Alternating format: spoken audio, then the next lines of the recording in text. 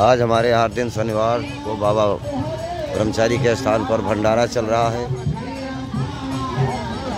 आए हुए अतिथि लोग, जय सिया राम काका, जय राम महाजन भाई, जय राम काका।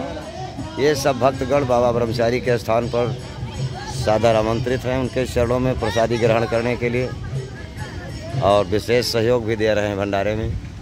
ये हमारे महाजन भाई बैठे हैं, श्री हनुमान सिंह। जय सिया राम भाई।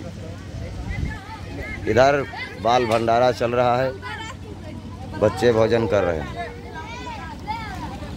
ये आप लोग देख सकते हैं, आज बहुत बड़ा महोत्सव है यहाँ पर।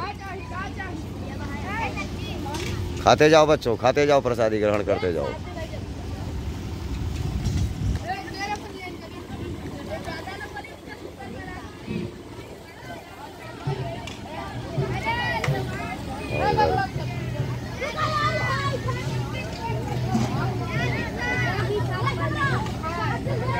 जय राम का, जय राम।